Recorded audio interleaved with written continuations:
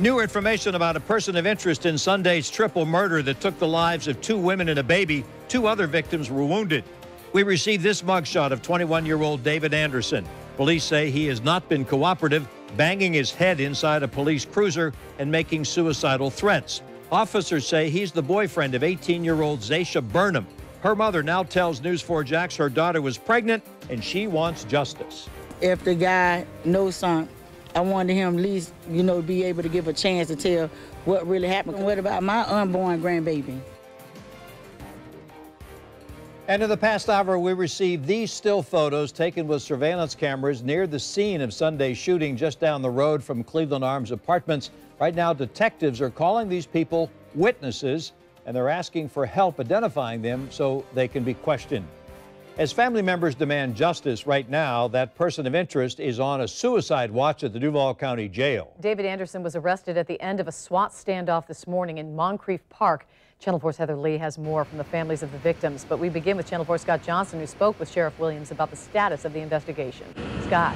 Yeah, Mary, he is down here at the jail, locked up. Suicide watch, as you said, has not been cooperative at all throughout the entire day. Started with that SWAT team standoff earlier in the day. He was threatening suicide. By his mugshot, you can tell what it is like right now inside this jail. Look at this mugshot with police hands holding him. 21-year-old David Anderson has his booking photo taken. He's only charged with being a convicted felon in possession of a firearm. He was arrested after a standoff with the SWAT team. Investigators say he was present at the scene of Sunday's triple shooting and had a gun while he was there. The sheriff says they've talked to a lot of witnesses to make this much headway in the investigation. A lot of those witnesses were found in surveillance video. He was not identified in the surveillance video. We have used the video. There are multiple videos that we have. And again, through those videos, we know that there are more witnesses. Sheriff Mike Williams says they are working to determine what role, if any, Anderson had in the triple shooting after a SWAT standoff throughout the morning that shook up many people in Northwest Jacksonville who have had to deal with a lot of violence lately. A lot of them hesitant to show their faces publicly on this issue. What do you think of all this? You got a SWAT team in your neighborhood, you got shootings, people getting killed in the last week? I think it's terrible. It's ridiculous.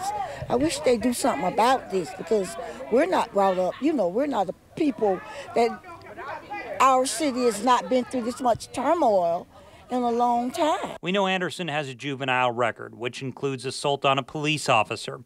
And now police are looking to the public for any help anonymous tipsters can offer in bringing the killer in the triple shooting to justice. It's dangerous, real dangerous. We can't sleep. For real, we can't sleep. You can't sleep? No, it's kids in every house. We terrified, man. Probably illustrates some of the emotion. And police came to me this afternoon at the news conference saying, put that Crime Stoppers number out and remind people it is totally anonymous. If you can't be subpoenaed to court, you can pick up the money. Police will never know who gave the tip. It is a truly anonymous system, 1-866-845-TIPS. The reason I'm saying that is they're still looking for help. He right now, Anderson, is just a person of interest in this case, not officially a suspect. They still need more details to make an arrest in this triple shooting from Sunday. But once again, he was at the scene. They said he had a firearm. We're live downtown at the jail. Scott Johnson, Channel 4, the local station.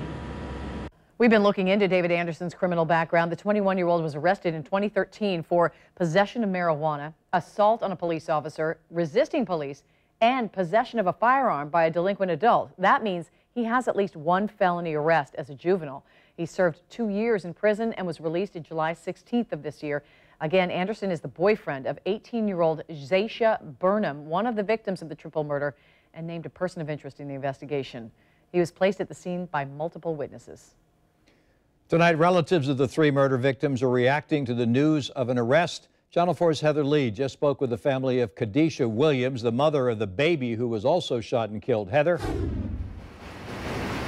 Tom, I can tell you it was a stark difference from the last time I spoke with her. The last time she was crying. Today, the minute I got out of our news van, She smiled at me, and that's because she says that this is progress being made, and she thanks the Jacksonville Sheriff's Office for working so hard on this investigation, but she also thanks the community for calling in those tips and helping JSO with this investigation. I am standing in the exact area where this shooting happened, just as right again across from Cleveland Arms off of Cleveland Road. This is the food shop right down here. I want to show you security footage from that night. You can see how many people were out here. We do know that the person of interest, 21-year-old David Anderson, the man JSO arrested earlier today, was here on Sunday evening, but officers are still trying to figure out who pulled the trigger. We know that he had a gun. We know that his gun went off, but JSO just doesn't know if that gun is the one that was part of the murders. Wilma Alexander, the grandmother of Khadijah Williams and the great-grandmother of 11-month-old Tadashi,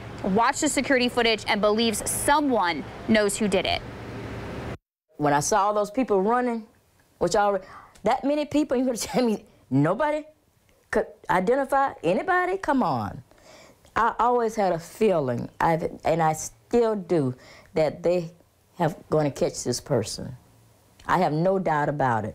I have faith in my mayor, and I have faith in our police department. And that's how I look at them, as a helping hand to me.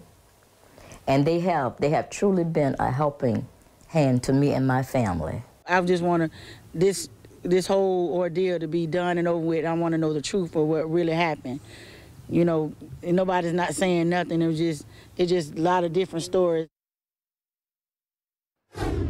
So the Jacksonville Sheriff's Office has released still images from that security footage that we just showed you. They're better images, they're clearer, they're a little bit more zoomed in so that you can get a good idea of the people that were out here. And the reason for that is because they are asking for those people to come forward and tell them what happened, because they've heard a lot of stories. The family members have heard a lot of stories about how this all went down, what led up to this shooting, but they just don't know which story is truthful and which is not, which is why they need more people that were here that saw it to come forward and give them that information. We've posted those pictures on our website, news4jax.com. And as always, if you have information about these murders, about this crime, you're encouraged to call Crime Stoppers and remain anonymous. Like Scott said, that number is 1-866-845-TIPS. For now, we're live. Heather Lee, Channel 4, the local station.